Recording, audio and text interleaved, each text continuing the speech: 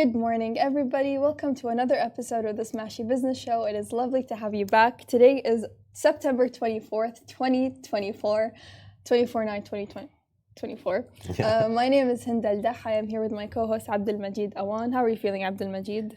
Feeling good, apart from the viral that has been spread throughout. It's taking over it's taking the over UAE, everyone. I think. Kids are sick, everyone is sick. So apart from that, everything is perfect. For today's news, we have Dubai approving a 10 billion dirham expansion for Dubai Exhibition Center at Expo City. Chip giants eye the UAE for a $100 billion Megafactories project. And Saudi Arabia beats UAE to #1 spot in Arab Global AI Index 2024. Let's begin with the first story. So Dubai has just approved a new expansion project which is worth 10 billion dirhams. This was approved by the ruler of Dubai, His Highness Sheikh Mohammed bin Rashid Al Maktoum, and it's going to be at Expo City, Dubai. Expo City has a lot of wonderful memories from Expo, and Expo 2020. it makes me so happy to read news of like new projects going on there, because it means more people will go back, and like I don't know, it's just the memory of the place. It's still open. The place is still open. Of course, it's still open. Yeah, it feels empty. It feels very empty, obviously. During the Expo 2020, whenever you went there, it was always a festival there. Always something was on. happening. Some pavilion was having something, but now it feels empty. So now they're trying to fill it up, make it bigger. Yeah, very exciting. And it will be the largest purpose-built indoor exhibition and events venue in the region. So I feel like it's going to have a lot of events, not just like exhibitions and stuff, but maybe more interesting creative events, maybe like music events. I don't know, not yet decided obviously, but this is part of the expansion, as part of the Dubai 2040 Urban Master Plan. To put it in simple terms, this plan aims to like make places in Dubai more eco-friendly, more sustainable, more green, and more conventional for people. So it's aimed at enhancing Dubai's role as a global hub for events and exhibitions. Speaking of events and exhibitions, I just have to put it out there, but Coldplay is coming to Abu Dhabi, not Dubai unfortunately, but they're coming to Abu Dhabi, and tickets are going on sale later on this week. So just to plug that out there. I'm sure we'll have a lot of difficulty getting tickets. So if you want tickets, make sure you're on that website. The problem I think would be that the cheapest one is 195. So it starts from 195 and goes on till 1495, and then exclusive packages and all of that. So a cheap ticket, 200 dirhams for Coldplay, is not bad. Not bad at all. But I have a feeling they're gonna be bought really quick, and then you'll only find them at resales. And then the resale tickets are pretty hefty. I mean, they go up like double or triple the price. Coming back to the DEC expansion, it aligns with Dubai's vision of becoming a global leader in the events industry and increasing the number of large-scale events from 300 to over 600 annually by 2033, by the next decade. And it will contribute significantly to economic growth. Of course, with a big event like this, more people will be attracted to hosting events and attracting more global leaders, business leaders, tourists, whatever kind of people. So it will hopefully boost tourism in Dubai, and it positions Expo City as a key economic hub, especially in emerging fields such as technology, healthcare, and mobility. Yeah, we recently saw that the way Expo City itself has a lot of workplaces as well, and they're trying to attract a lot of companies from a lot of countries, but China was specifically said to be a country of interest, and a lot of Chinese companies are already setting up in Dubai Expo City. So this expansion will cater to those companies as well. They can hold their events. Other companies, you must have seen, everyone must have seen in Dubai that the Dubai World Trade Center is packed to the full with events. So this opens a new window of opportunities for people who want to hold events in Dubai. The good thing about Dubai World Trade Center is it's metro accessible. So you don't have to be in the car for 3 hours just to get there, because there's a lot of traffic when big events like GITEX, Gulf Food happen. And that traffic is divided throughout the city also. So that will help that a lot of events will move towards that side. So they'll move away from the center of the city, And even and then, then there's a they'll get a bigger metro. place, And obviously. even then, there's a metro option to Yeah, there's Expo a metro City. option for Expo 2020 as well. So yeah, good for Dubai to move some exhibitions, some big exhibitions. Please move them away Yeah. to that side, So we don't because get the the city traffic. becomes nearly impossible to travel by car. It's at a standstill when Yeah. these big events happen because Yeah. everybody's on the road and So it's it's like just the hard to move. yeah, the expansion of the Dubai airport, that they're moving Emirates to Jebel Ali, so that will also help. So it's in the grander scheme of things, it's mainly to make the city more accessible, less traffic, make everyone's lives better. So yeah. Yes. So The that's all for. expansion mainly, 3 points only. Expansion is happening in 3 phases. Phase 1 expected to be completed by 2026, very soon. And the entire project, or the whole expansion, will finish by 2031. The venue will feature 180,000 square meters of exhibition space. That's a lot. 26 halls and facilities like a 300 plus hotel, 300 plus key hotel, and commercial offices. So this obviously will help Dubai grow, become bigger, and it's already a safe place. But it will become a bigger place for people. It's good that they have hotels nearby because I'm guessing a lot of people conducting business or coming to Dubai for business travel already have this facility right next to the hub or the exhibition center. So good idea to have hotels always. Let's move on to our second story of the day. It's quite a big one.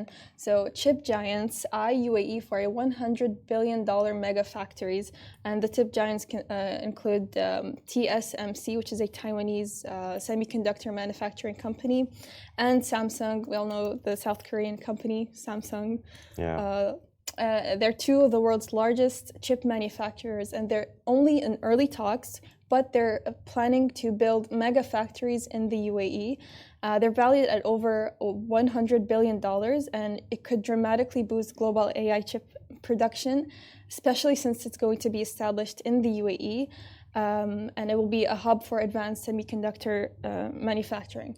And for those that don't know, semiconductors are used in everything electronics, like in your phone, in your laptop, in these your cars cameras, as well now, because of electric the electric cars. cars coming, of semiconductor. course. So it's a big thing for the UAE to have a mega factory like this one, because already we've seen the UAE and Saudi Arabia trying to become hubs for AI and for technology. You know, they're trying to advance their place in the world as a technology hub, an AI hub. So this could, of course, accelerate that their mission in that. And chips, obviously, TSMC is the second largest chip maker in the world. Samsung Electronics, the part of Samsung which is going to be, which are initial talks basically. So $100 billion will come to this region. The problems that people are talking about is the use of filtered water. That is like the most important part of making chips, because they're very sophisticated, small chips. So there's a lot of purified water that is used. Dubai already works on desalinated water. Yes. So that will be a problem, but obviously they'll find a solution to it. Yeah, and like then exports, yeah, probably. So, and then apart from that, there's a question of talent, because UAE and Saudi right now, they're not big hubs of chip making. So they'll have to import a lot of talent as well. So that is also one concern. It's not a concern, it's just the things that you need to figure out before setting up these factories. And if these companies start, the Taiwanese company, the TSMC, this facility which will open in the UAE will be bigger than that facility. So that's less like legendary from Dubai. The biggest, tallest building, the biggest shopping mall, and then chip moving away from tourism, the biggest chip factory also. Yeah. So, another thing I think is also this looming idea with having a manufacturing company, a chip manufacturing company in the UAE, is that the US is already a little bit. There's some tensions between the US and China, as has been for decades, and so the main concern by the US government is if the chips would be manufactured and given to China as well. Basically, like in simple terms. Because US doesn't want good technology, the latest technology, to move to China from there. Yeah. Because US, according to them, they are the best makers of Yeah, everything. there's always that thing. But with the UAE, Yeah. you know, they're partners with both China and UAE is the US. partner with every country. So they're pretty neutral. So Yeah. I mean, I think hopefully they'll still go ahead with this idea. And So basically, the idea of resale is bothering US, will bother US. We recently saw that UAE got a whole set of H100 chips from NVIDIA, and then there were talks that US 200. will.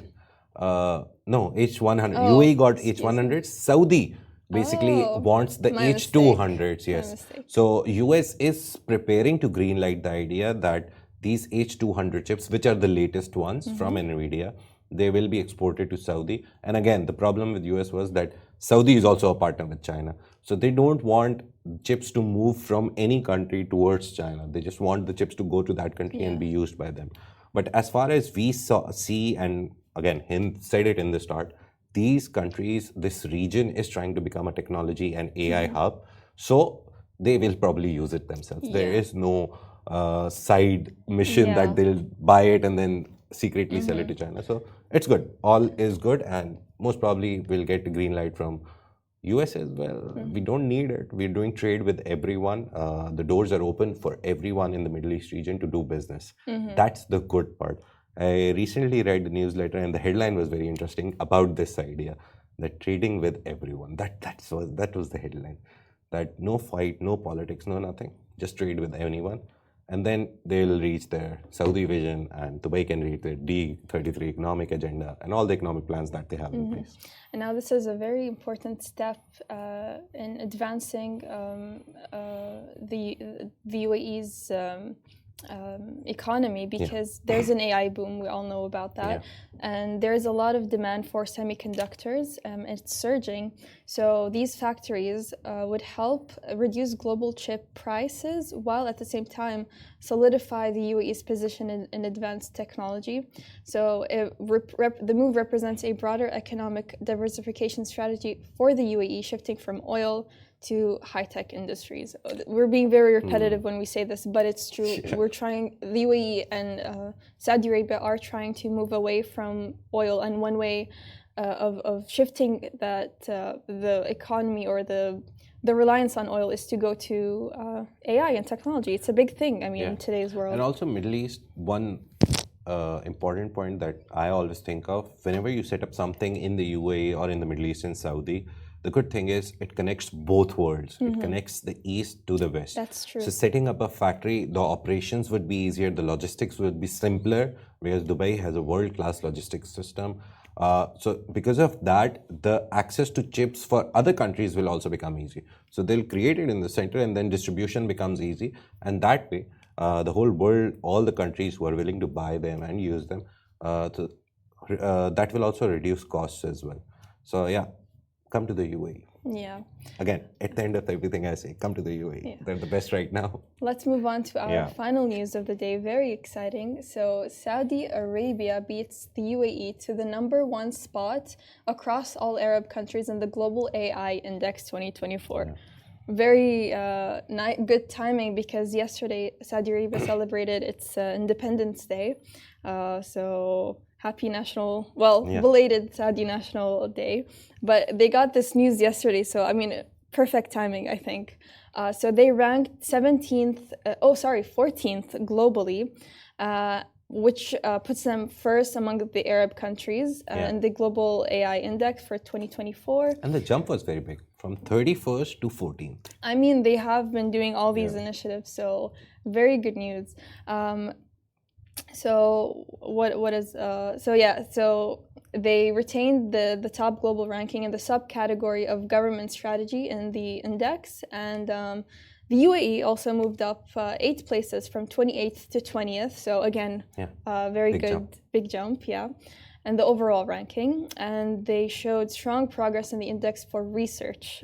We talked about earlier this month. We talked about a new university being established in the coming years, I think. When did?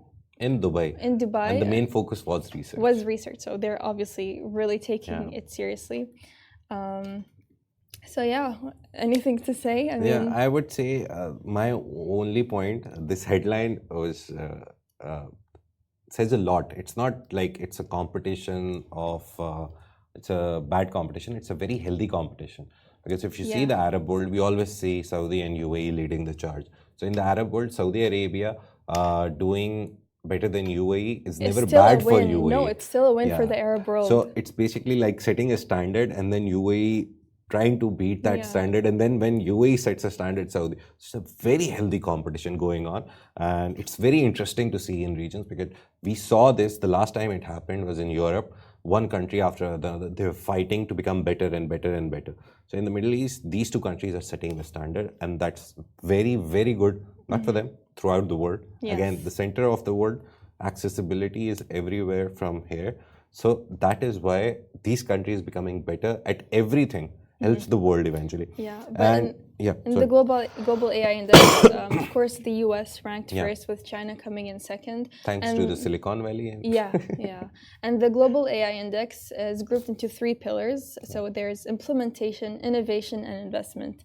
And I think the UAE and Saudi Arabia do touch upon all those aspects or pillars. So there's like 122 indicators between in these 3 pillars. And one of the pillars is government strategy. And government strategy wise, Saudi was top in the world. So they beat US, who was the top in the world. They beat South Korea. They beat China, Canada, UK, if I'm not wrong. So all of them, they beat everyone in government strategy. And the government strategy, again, equates to Saudi Vision 2030. I don't know, 1,236,000 time I'm saying Saudi Vision. But it is a very valuable initiative that Saudi put in place.